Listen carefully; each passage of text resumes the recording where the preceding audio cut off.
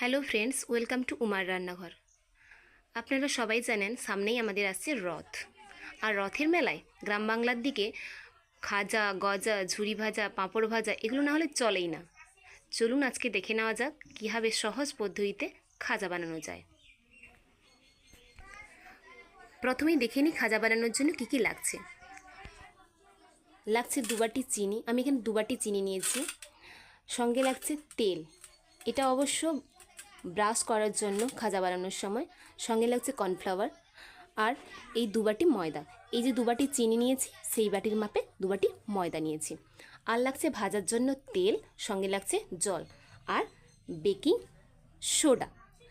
চলুন শুরু করে নেওয়া যাক কীভাবে বানানো যায়। নিয়ে নিচ্ছি বেকিং সোডা, আপনারা 1 চুটকি মাপে নিতে পারেন। আর নিচ্ছি কি তেল, ময়ান দেওয়ার জন্য সাদা তেল, আপনারা চাইলে ঘি দিয়েও দিতে পারেন।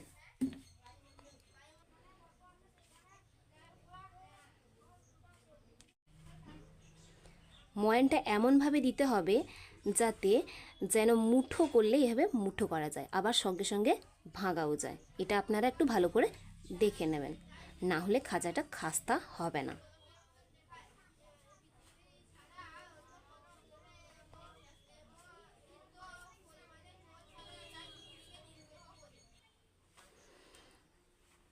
দেখুন আমার ময়ান দেওয়া হয়ে গেছে। এবারে এর মধ্যে আমি আস্তে আস্তে জল দেব, জল দিয়ে একটা দলা তৈরি করব।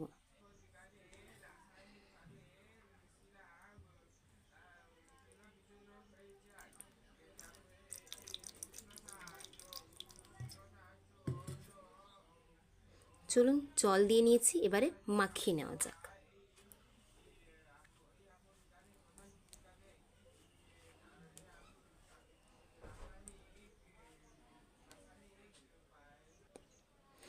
দেখুন আমি একটা দলা তৈরি করে নিয়েছি, না বেশি শক্ত না বেশি নরম।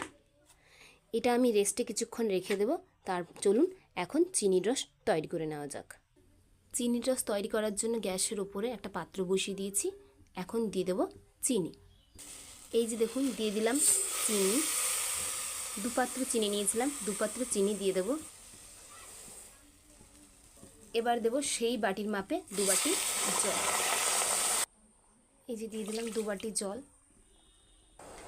যাতে চিনি ক্যারামেলাইজড না হয়ে যায় তার জন্য দিয়ে দিলাম একটু লেবুর রস, চাইলে আপনারা নাও দিতে পারেন। এবার একটু চিনির রসটাকে নেড়ে চেড়ে নেব। তবে আমরা চিনির রসটাকে খুব একটা পুরু করব না, যেন চটচটে হয় ওটাই একটু দেখব। চিনির রসটা আমি তৈরি করে নিয়েছি, চটচটে হয়ে গেছে। আপনারা চাইলে ফ্লেভারের জন্য দিতে পারেন এলাচ। চিনি রসটা নামিয়ে সাইডে নিয়ে নিয়েছি আর একটা প্যান, যেখানে আমরা খাজাগুলো ভাজবো। চলুন এবারে খাজাগুলো তৈরি করে নেওয়া যাক। দেখুন আমরা যে ময়দার দলাটা পাকিয়ে রেখেছিলাম ওখান থেকে লেচি কেটে নিয়েছি। এটাকে নিয়ে রুটির আকারে বেলে নেবো পাতলা করে। চলুন তাহলে বেলে নেওয়া যাক। এই যে দেখুন বন্ধুরা, আমি রুটির আকারে বেলে নিয়েছি। এখানে 5টা রুটি আছে, আপনারা চাইলে ময়দা দিয়েও বেলে নিতে পারেন। এবারে চলুন ওগুলোকে খাজার আকারে করে নিই। এই যে এখানে একটা রুটি নিয়ে নিয়েছি, এই রুটির ওপরে এখন তেল ব্রাশ করব। চলুন তাহলে তেল ব্রাশ করে নেওয়া যাক।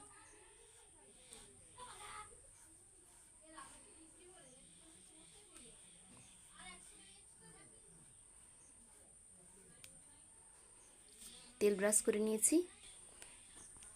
করে নিয়েছি, এবারে কর্নফ্লাওয়ার চারিদিকে ছড়িয়ে দেব। আপনারা এটা চাইলে ময়দা সঙ্গে ঘি মিশিয়েও দিয়ে হাত দিয়ে এভাবে চেপে চেপে নেব।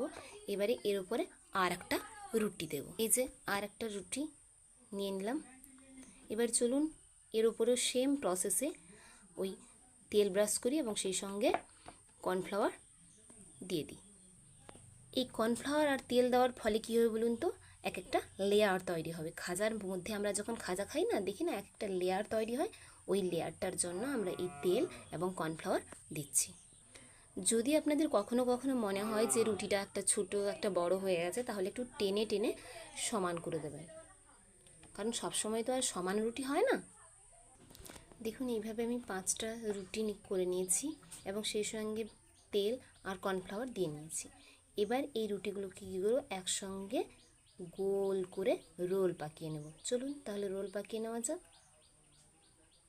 একটু চেপে চেপে করবেন যাতে তার মধ্যে কোনো ফাঁক না থাকে।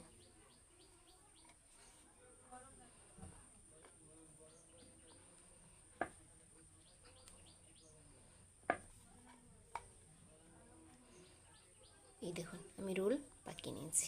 এবার এই রোলটাকে কি করব, আমরা চেপে চেপে টাইট করে নেব। তারপরে এটাকে দিয়ে ছুরি দিয়ে কেটে নেব। তাহলে চলুন ছুরি দিয়ে কেটে নেওয়া যাক।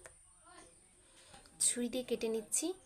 এই শেষের দিকটা যেহেতু এটা অসমান আছে, তাই এটা আমরা কেটে একটু বাদ দিয়ে দেব।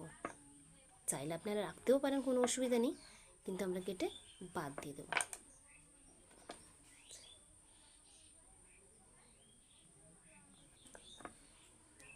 চেষ্টা করবেন সমান মাপে করার। যদি সমান মাপে না করেও তাতে কিছু যায় আসে না, দেখতে একটু সুন্দর লাগে, এর থেকে আর বেশি কিছুই নয়।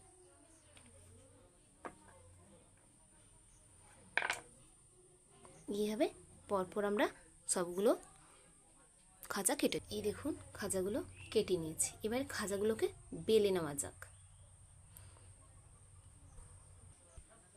এই দেখুন এই সাইডে চাপছি, এই দিকটা লেয়ার আছে, এর অপোজিট সাইডে আমি চেপে দিচ্ছি। চলুন এভাবে বেলে নেওয়া যাক। এই দিক করে আমরা বেলে নেব। দেখুন আমরা একটু পাতলা করে বেলে নিয়েছি।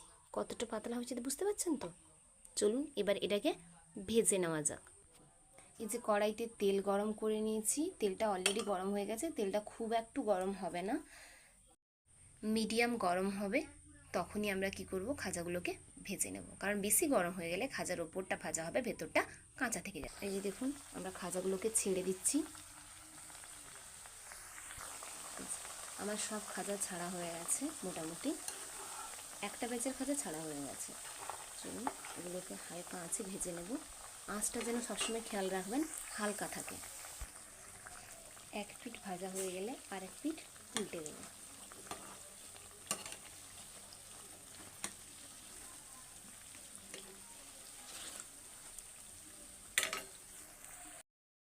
এই দেখুন বন্ধুরা, এই খাজাগুলোকে এপিট ওপিট করে আমি ভেজে নিয়েছি। তবে সব কিছুই হালকা আঁচে ভেজেছি।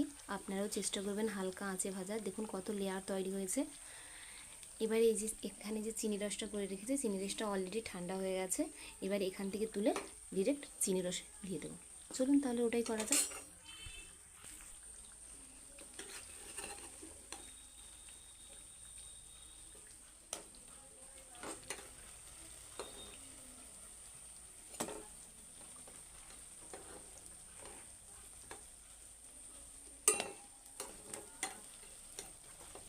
চেষ্টা করবেন যাতে চিনি রসটা যেন ঠান্ডা থাকে, কারণ গরম চিনি রসে দিলে খাজাগুলো মুচমুচে থাকবে না, নরম হয়ে যাবে।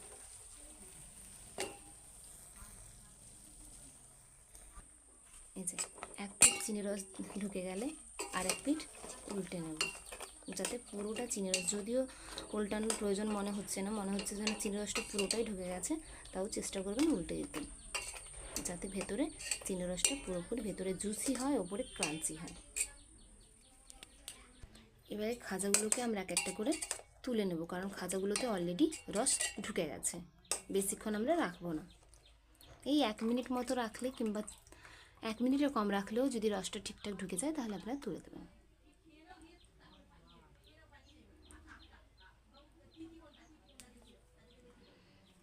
তুলে রেখে নিচ্ছি।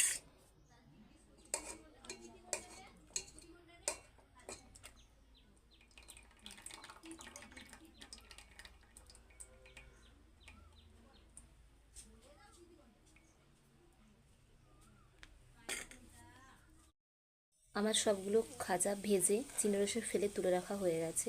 দেখুন বন্ধুরা কি সুন্দর হয়েছে, ওপরটা ক্রাঞ্চি আর ভেতরটা জুসি হয়েছে। যদি আপনাদের এই রেসিপিটি ভালো লাগে তাহলে অবশ্যই আমার চ্যানেলটিকে লাইক, কমেন্ট এবং সাবস্ক্রাইব করুন এবং প্রচুর প্রচুর শেয়ার করুন। Thank you.